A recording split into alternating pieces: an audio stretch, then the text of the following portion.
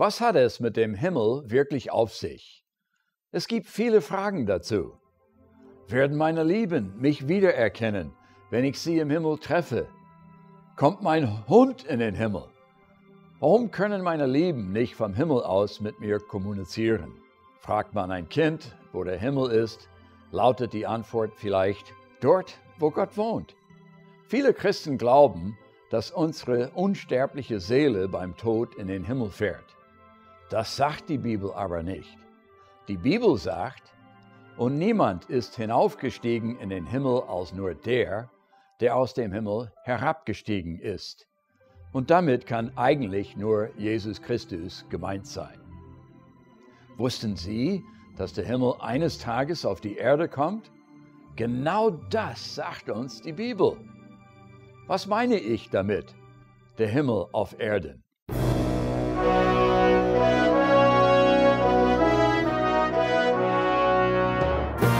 Unser Thema heute bei Beyond Today lautet: Der Himmel auf Erden.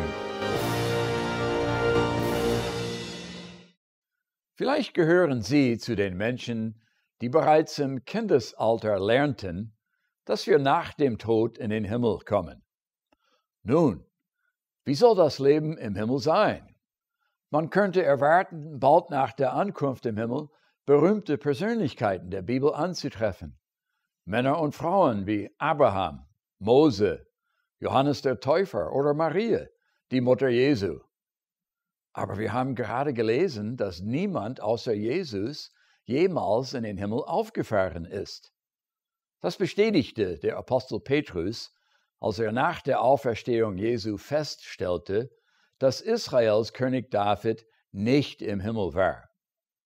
Nach der Bibel ist nur Jesus in den Himmel aufgefahren. Was passierte mit David und den großen Männern und Frauen des Glaubens? Was wurde aus ihnen nach ihrem Tod? Die Antwort lautet: nichts. Die Männer und Frauen des Glaubens starben und damit endete ihr Bewusstsein. Denn die Lebenden wissen, dass sie sterben werden, die Toten aber wissen nichts. Bei den Toten, zu denen du fährst, gibt es weder Tun noch Denken, weder Erkenntnis noch Weisheit. Die Bibel vergleicht den Tod mit dem Schlaf. Biblisch gesprochen heißt es, dass die Toten entschlafen sind. Jesus hat seinen Jüngern aber versprochen, dass sie bei ihm sein sollten. Ich will wiederkommen und euch zu mir nehmen, damit ihr seid, wo ich bin. Wie soll das aber geschehen, wenn wir nach dem Tod ohne Bewusstsein sind? Immer wieder betont die Bibel eine zukünftige Auferstehung vom Grab als die Hoffnung der Toten. In diesem Sinne sagte Jesus: Denn ich bin vom Himmel gekommen, nicht damit ich meinen Willen tue, sondern den Willen dessen, der mich gesandt hat. Das ist aber der Wille dessen, der mich gesandt hat, dass ich nichts verliere von allem, was er mir gegeben hat, sondern dass ich es auferwecke am jüngsten Tage. Denn das ist der Wille meines Vaters, dass wer den Sohn sieht und glaubt an ihn, das ewige Leben habe. Und ich werde ihn auferwecken am jüngsten Tage. Was meinte Jesus, als er sagte, dass er die Menschen am jüngsten Tage auferwecken wird? Die Auferstehung Jesu als der Sohn Gottes ist absolut unerlässlich für den christlichen Glauben. Es ist die Überzeugung, dass Jesus von den Toten auferstanden ist, von seinen Jüngern gesehen wurde und 40 Tage später in den Himmel aufgefahren ist. Als Beweis, dass Jesus unser Messias ist, haben wir nur sein Zeichen, dass er gestorben ist und nach 3 Tagen und 3 Nächten im Grab wieder auferstanden ist. Die Auferstehung Jesu ist die Voraussetzung für die Auferstehung seiner Jünger. Das bestätigt der Apostel Paulus. Nun aber ist Christus auferstanden von den Toten als Erstling unter denen, die entschlafen sind. Denn wie sie in Adam alle sterben, so werden sie in Christus alle lebendig gemacht werden. Die Auferstehung der Jünger Christi ist keine Wiedererweckung zu einer formlosen Existenz als körperloser Geist. Sie ist die Verheißung einer leibhaftigen Auferstehung zu einem Leben der unerschöpflichen Energie als Kind Gottes. Diese Auferstehung findet statt, wenn Jesus vom Himmel zurückkehrt, um das Reich Gottes hier auf dieser Erde zu etablieren. Der Himmel, wo Jesus jetzt ist nach der Bibel der dritte Himmel. Was bedeutet das? In einigen Fällen steht das Wort Himmel in der Bibel in der Mehrzahl. Das ist deshalb der Fall, weil der Begriff Himmel nicht immer den gleichen Standort bedeutet. Zum einen ist der Himmel die irdische Atmosphäre, wo die Vögel des Himmels fliegen oder sich die Fenster des Himmels öffnen, um Regen zu bringen. Dieser Himmel ist der erste Himmel. Mit Himmel kann aber auch das Weltall gemeint sein, mit unserem Mond, den Planeten und Galaxien. Das Universum, das ist der zweite Himmel. Und dann gibt es auch den Himmel als Standort von Gottes Thron. Der Apostel Paulus beschrieb eine Vision des Paradieses, das er den dritten Himmel nannte. Mit diesem dritten Himmel ist die unvorstellbare Wohnstätte Gottes gemeint, wo er in seiner ganzen Herrlichkeit und Macht existiert. Es ist der dritte Himmel, in den Christen angeblich unmittelbar nach ihrem Tod fahren, um bei Gott zu sein. Wie wir aber bereits gelesen haben, ist keiner außer Jesus jemals in diesen Himmel aufgefahren. Stattdessen kommt der Himmel auf die Erde. Bevor wir erklären, wie das zustande kommen wird, versuchen wir uns ein Bild von diesem dritten Himmel zu machen. Im Buch der Offenbarung schrieb der Apostel Johannes die Vision nieder, die er über den Himmel gesehen hatte. Alsbald wurde ich vom Geist ergriffen, und siehe, ein Thron stand im Himmel, und auf dem Thron saß einer. Wie Paulus Jahre zuvor durfte auch Johannes Gottes Wohnstätte, den dritten Himmel, in Vision sehen. Johannes fährt fort, und der da saß, war anzusehen wie der Stein Jaspis und Sardar. Wie sollen wir das verstehen? Wir können uns Edelsteine vorstellen, wenn das Licht sie durchleuchtet und von ihren vielen verschiedenen Facetten widergespiegelt wird. Johannes sah ein brillant leuchtendes Wesen, das er nur auf diese Weise beschreiben konnte. Dann schreibt er, ein Regenbogen war um den Thron anzusehen wie ein Smaragd. Und um den Thron waren 24 Throne, und auf den Thronen saßen 24 Älteste mit weißen Kleidern angetan und hatten auf ihren Häuptern goldene Kronen. Johannes sah 24 mächtige Geistwesen, die um den Thron Gottes versammelt waren. Johannes beschreibt, was er sieht, in Begriffen, die ihm verständlich sind. Er sah Blitze und er hörte Donner. Und vor dem Thron war es wie ein gläsernes Meer, gleich dem Kristall, und in der Mitte am Thron und um den Thron 4 himmlische Gestalten, voller Augen, vorn und hinten. Wow! Der dritte Himmel, das Paradies.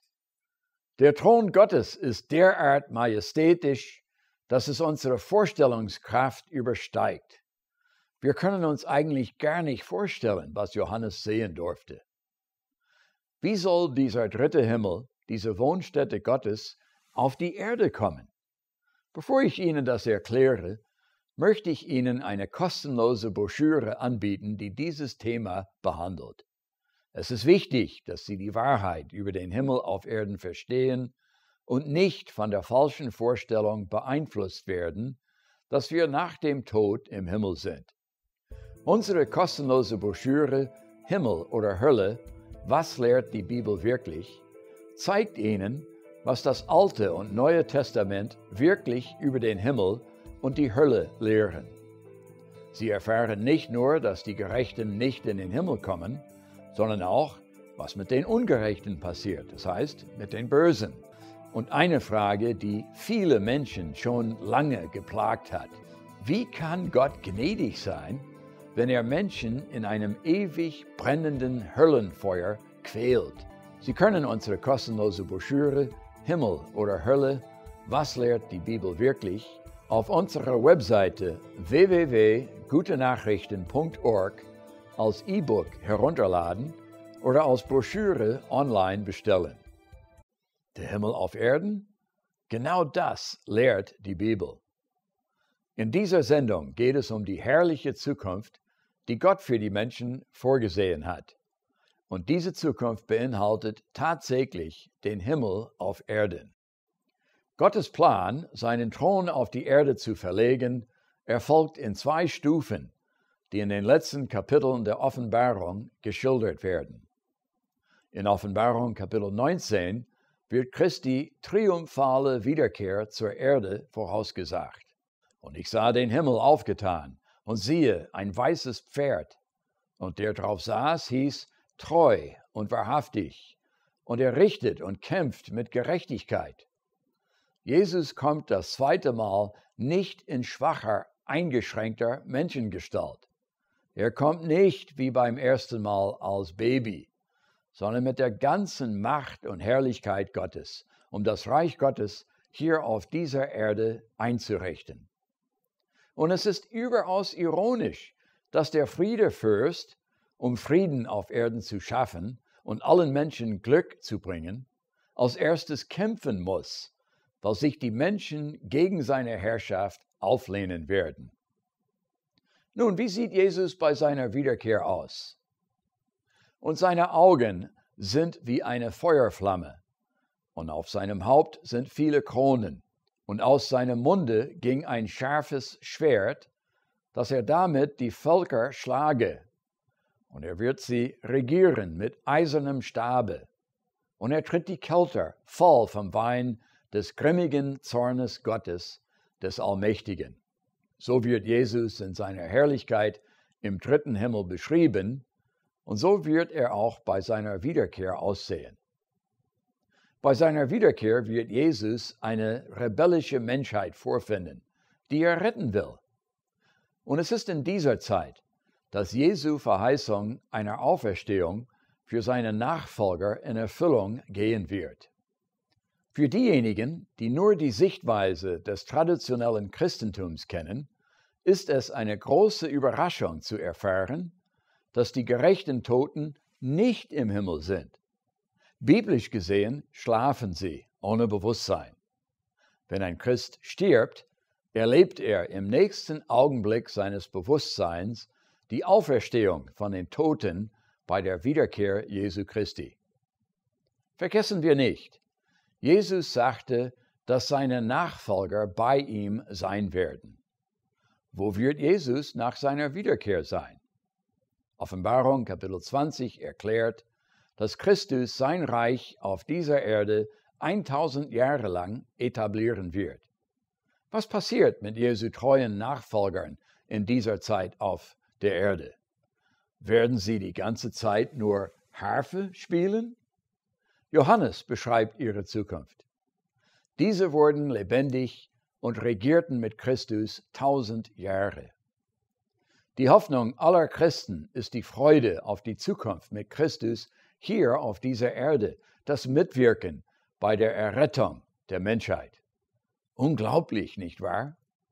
Christus wird dann eine neue Weltordnung einführen mit einer einzigen Weltreligion. Dann wird die ganze Welt Gott auf dieselbe Weise anbeten. In der Multikulti-Gesellschaft von heute mag diese Vorstellung nicht sehr beliebt sein, aber genau das wird Jesus tun. Er wird alles verändern. Er wird die Umwelt heilen, die Armut eliminieren, ein neues Bildungswesen einführen und die Errettung einer dezimierten Menschheit zugänglich machen. Wer heute berufen ist, wird bei der Gestaltung dieser Zukunft mitwirken. Wer dabei sein möchte, muss Jesus Christus heute als Erlöser annehmen, aber auch als Herrn, Meister und bald kommenden König. Dazu gehört, dass wir in Jesu Fußstapfen nachfolgen, dass wir täglich nach den moralischen Maßstäben seines Reiches leben. Was könnte unsere Teilnahme an dieser Zukunft verhindern? Unser Wunsch nach Geld oder Status, unser Freund oder unsere Freundin oder unsere Ängste oder ganz allgemein unsere Weigerung zu bereuen und unser Leben ganz in den Dienst unseres Schöpfers zu stellen. Das Thema dieser Sendung ist der Himmel auf Erden. Christus wird 1000 Jahre lang auf dieser Erde regieren. In dieser Zeit ist aber der dritte Himmel, das ist Gottes Wohnstätte, noch nicht auf der Erde.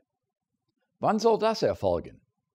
Zum Schluss der Offenbarung finden wir eine bemerkenswerte Vision über die Zeit nach der 1000-jährigen Herrschaft Jesu Christi. Dazu schreibt der Apostel Johannes: Und ich sah einen neuen Himmel und eine neue Erde. Denn der erste Himmel und die erste Erde sind vergangen, und das Meer ist nicht mehr.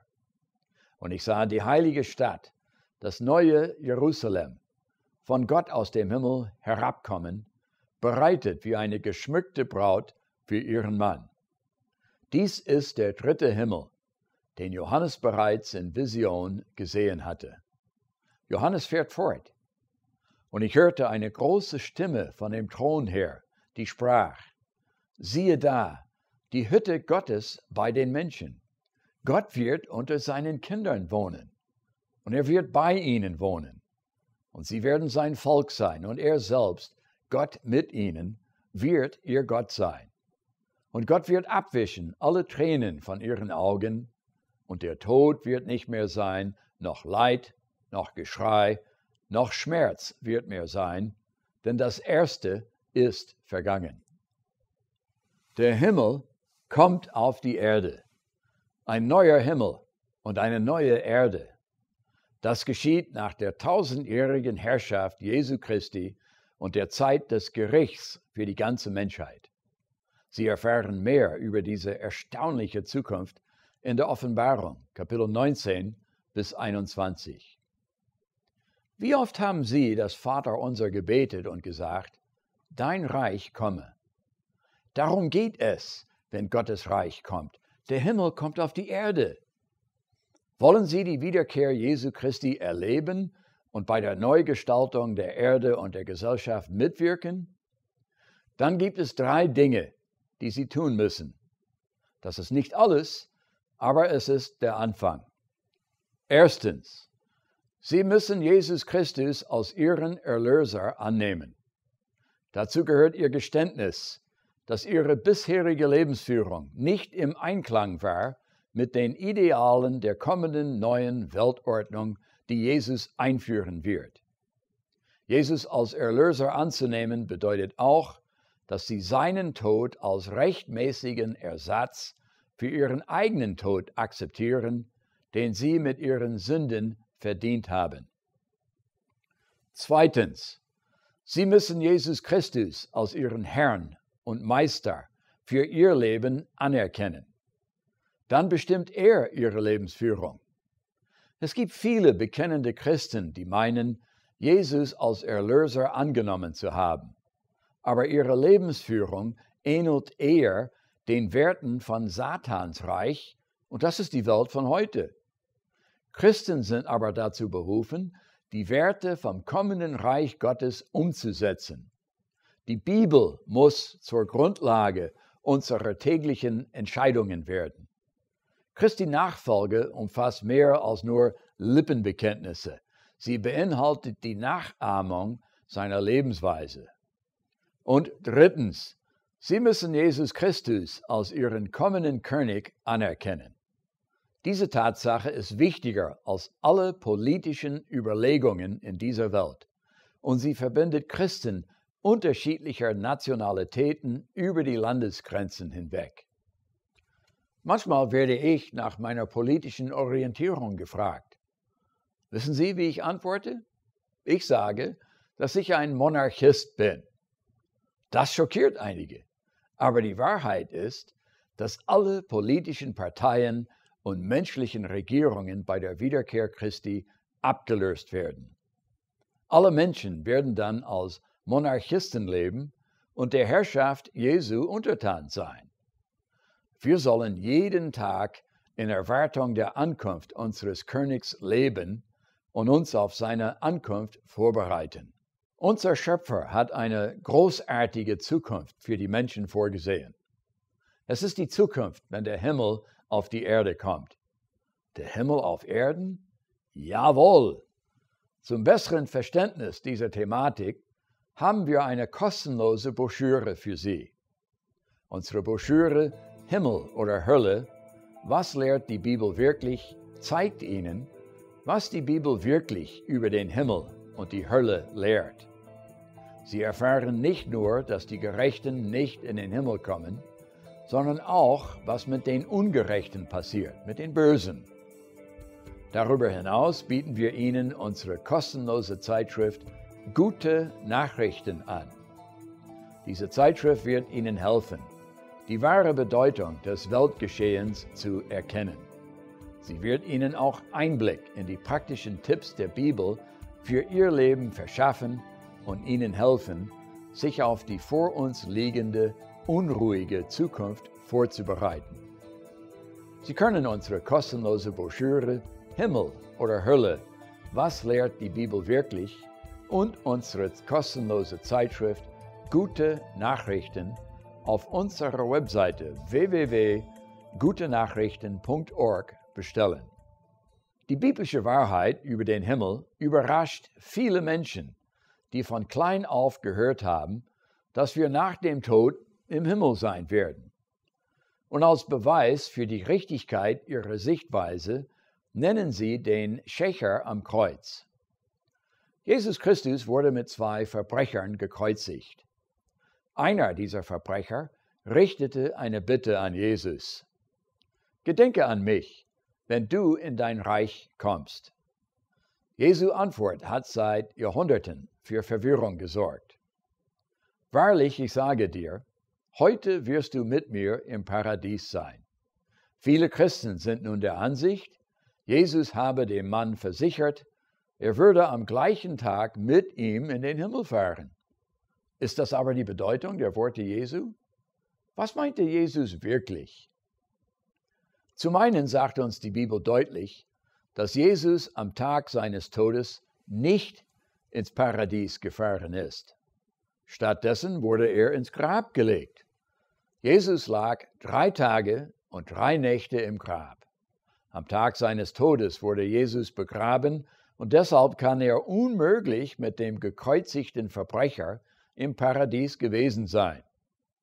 Paulus sagte: Denn als erstes habe ich euch weitergegeben, was ich auch empfangen habe, dass Christus gestorben ist für unsere Sünden nach der Schrift und dass er begraben worden ist und dass er auferstanden ist am 3. Tage nach der Schrift. Und das Paradies? Jesus erwähnte einen Baum des Lebens, der im Paradies Gottes ist. In Offenbarung Kapitel 22, Vers 2 erfahren wir, dass dieser Baum des Lebens im neuen Jerusalem sein wird. Gott kommt aus dem Himmel zur Erde herab, um in diesem neuen Jerusalem zu wohnen, nachdem die in Offenbarung Kapitel 20 beschriebenen Auferstehungen stattgefunden haben.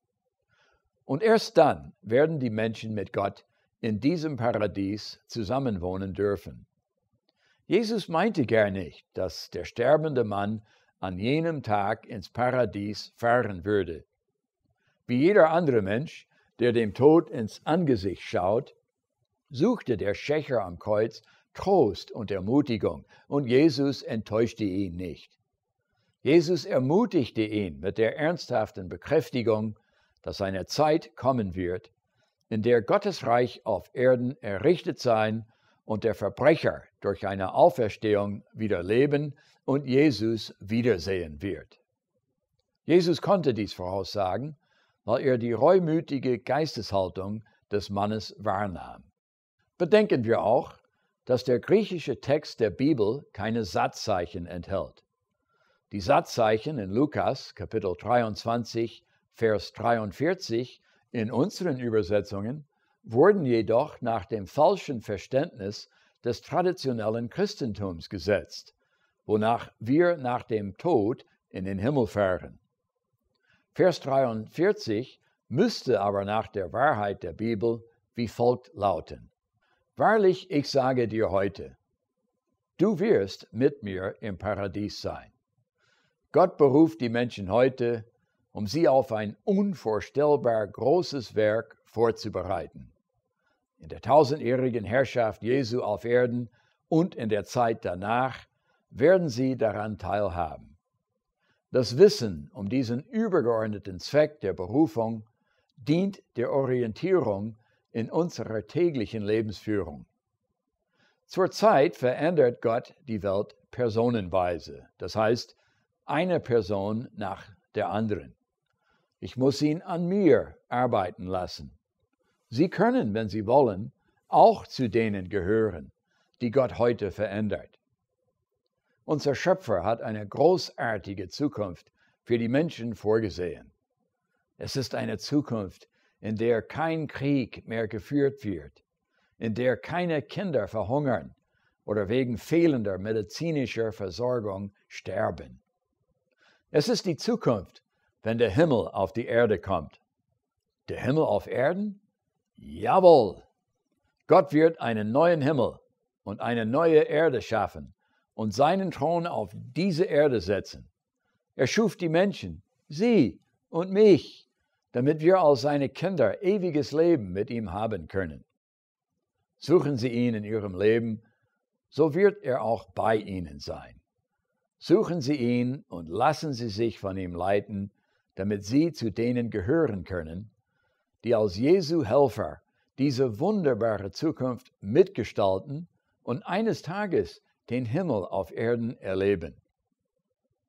Vergessen Sie nicht unsere kostenlose Literatur und erzählen Sie auch Ihrer Familie und Ihren Freunden von uns. Für Beyond Today sprach Paul Kiefer. Danke fürs Zuschauen.